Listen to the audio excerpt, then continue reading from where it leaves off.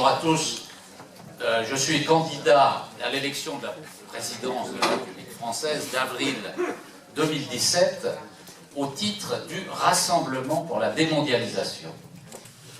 Le Rassemblement pour la démondialisation constitue notre stratégie de libération des peuples.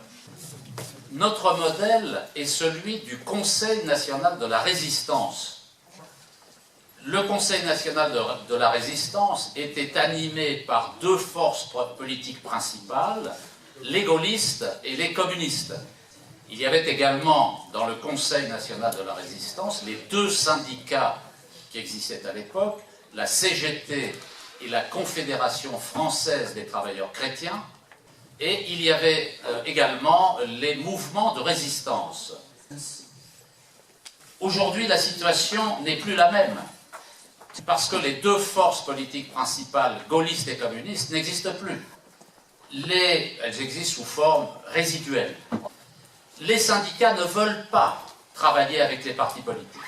Et les ONG, les mouvements sociaux, etc., veulent garder leur indépendance vis-à-vis des partis politiques. Le Conseil national de la résistance, donc, c'était cette alliance-là, et c'était un programme. Alors, avec qui se rassembler, puisqu'il n'y a plus personne? Il ne reste que les citoyens. Je ne vais pas faire le panorama désespérant de la situation politique française et de l'état des forces politiques. Nous avons une analyse de classe. C'est-à-dire que nous nous intéressons à la situation objective des travailleurs, à ceux qui souffrent de la mondialisation néolibérale. Et donc nous voulons rassembler les travailleurs, les citoyens, quelles que soient leurs préférences politiques. Nous voulons rassembler les démondialisateurs. Les démondialisateurs, on les trouve d'abord parmi les 50% de citoyens français qui ne votent plus aux élections. Les démondialisateurs, on les trouve dans l'électorat du Front National, entre un quart et un tiers des électeurs. Les démondialisateurs, on les trouve parmi les débris du Parti communiste. Je termine pour dire tout simplement que nous ne partageons pas ni l'appellation ni la stratégie du Lexit, c'est-à-dire left exit, la sortie de gauche, par la gauche, de l'euro et de l'Union européenne. Nous ne sommes pas d'accord avec ça. C'est vide, c'est inefficace, c'est du romantisme.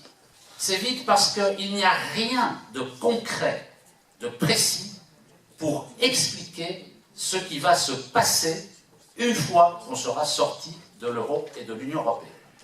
Évidemment, je parle pour la France. C'est inefficace, le Lexit, parce que la gauche ne représente rien. Rassembler rien, à quoi ça sert? Et puis c'est du romantisme, parce que c'est très bien de penser aux pages glorieuses du mouvement ouvrier, mais il faut penser à écrire les nouvelles pages glorieuses à venir. Et donc nous préférons le Pexit. Pexit, c'est people exit, or peuple exit, c'est le peuple qui veut sortir de l'euro et de l'Union européenne. Parce que la sortie, elle doit se faire pas pour la gauche, elle doit se faire pour le peuple.